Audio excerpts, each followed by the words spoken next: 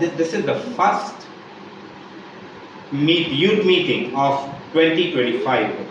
ఇది 2025 సంవత్సరంలో మొదటి యూత్ మీటింగ్ ఈరోజు. A new year has begun. నూతన సంవత్సరం అనేది ఆరంభమైంది. Some of us have made New Year resolutions. మనందరము న్యూ ఇయర్ కొత్త నూతన సంవత్సరం యొక్క రెజల్యూషన్స్ అని చేసుకున్నాము. We were determined to keep it.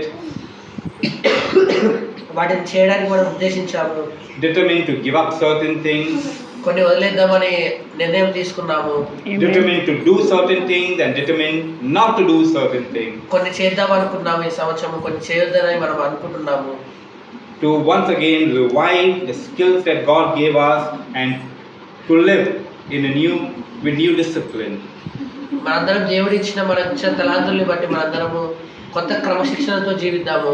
But a week through, ఈ వారం మొత్తము as the week passed, అదే వారం అయిపోయాక we slowly began to fall back in the old pattern. మళ్ళీ మనము వారం అయిపోతున్న కొద్ది మనము మళ్ళీ పాత జీవితంలోకి వెళ్ళిపోతూ ఉంటాము. Hallelujah. How many, I do not want your hands going up, but I wonder how many of us are going back to our old life again. మీరందరూ చేతులెత్తాల్సిన అవసరం ఏం లేదు. మీలో మీరందరూ మళ్ళీ మీ పాత జీవితానికి మళ్ళీ మరలుతున్నారు. We started off on 31st saying, yes, the new year is in, let us do it for the Lord, let us bring changes, and we've been trying to begin it all on a new note. But as time began to pass, once again, the old habits, the old pattern we began to fall into. అయితే మనము 31వ తారీఖు night, December 31వ తారీఖు night అనుకున్నాం మనం దేవుని కోసం జీవిద్దాము, దేవుని కోసం కార్యాలు చేద్దామని. కానీ రోజులు గడుస్తున్న కొద్దీ మళ్ళీ మన యొక్క పాత జీవితానికి మళ్ళీ మనము దాసోహలం అవుతూ ఉన్నాము, మళ్ళీ అటువైపు మరలుతూ ఉన్నాము. This evening God is speaking to us. ఈ సాయంకాలం సమయంలో దేవుడు మనతో మాట్లాడుతున్నాడు. God is saying, take guard, be careful.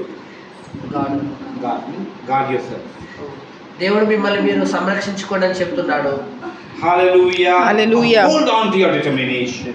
మీరు ఏదైతే చేద్దాం అనుకున్నారో దానికి మీరు పట్టుకొని ఉండండి దాంతో. Because this new year has come with a lot of potential.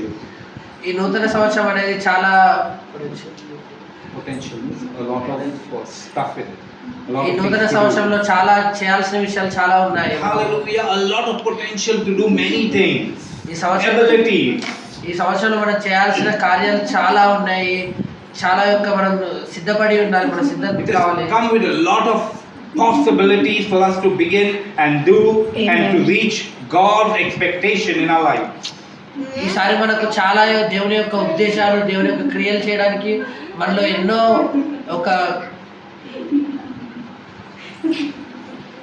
యొక్క థింగ్స్ వెళ్తూ ఉన్నాయి. Hallelujah. Let us do this new year with Christ.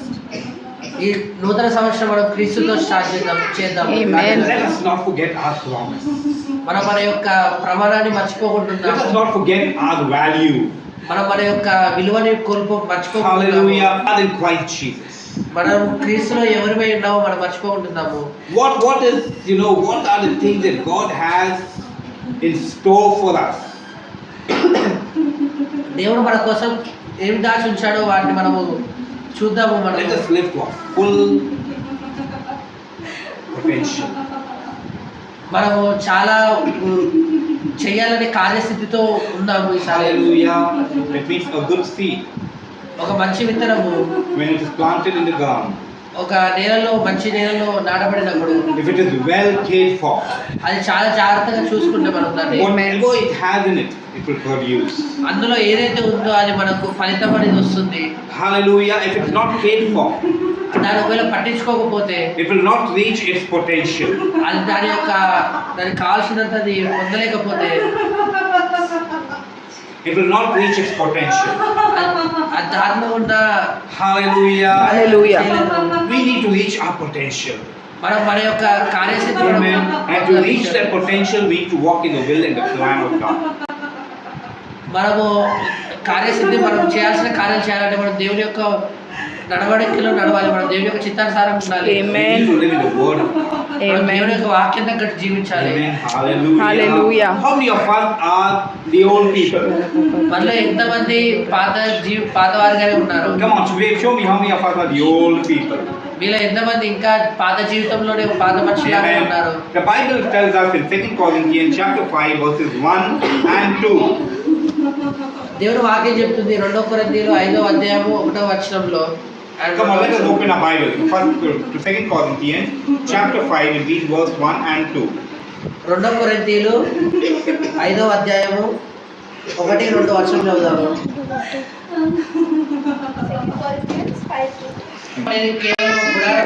Hallelujah.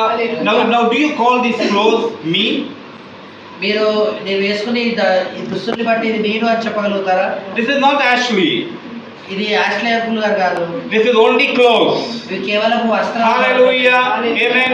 When it's removed, it is just hung on a hanger in the wardrobe.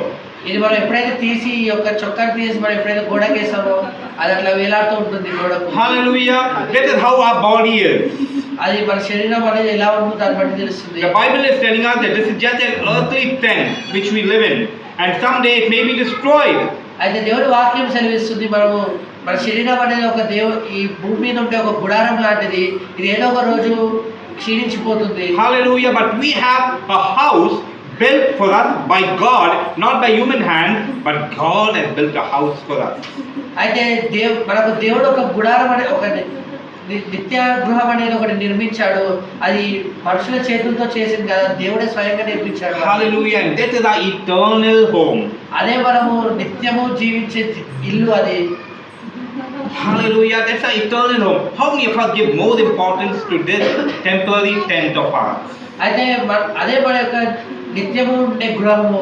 కానీ మన యొక్క శరీరానికి మనము ఈ టెంపరీగా ఉండే ఈ శరీరానికి మనము ఎంతమంది మన యొక్క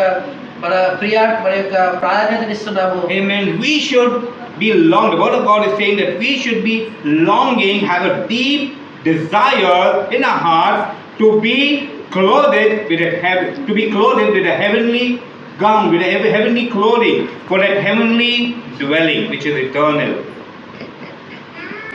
అయితే దేవుడి యొక్క వాక్యం సెలవిస్తుంది మనం అనేది ఆశ కలిగి ఉండాలి. ఆ పరలోకంలో ఉండే అది ధరించుకోవాలనే ఆశ, కోరిక, వాంఛ కలిగి ఉండాలని. Amen. Hallelujah. So we need to keep our mind more on the spiritual, not on the physical. అయితే మనము చాలా ముఖ్యంగా మనము మన యొక్క ఆలోచనలు ఎక్కడ ఉండాలంటే ఆత్మీయపరమైన జీవితం మీద ఉండాలి, శారీరకపరమైన జీవితం మీద. Amen. Because we are no more the old man.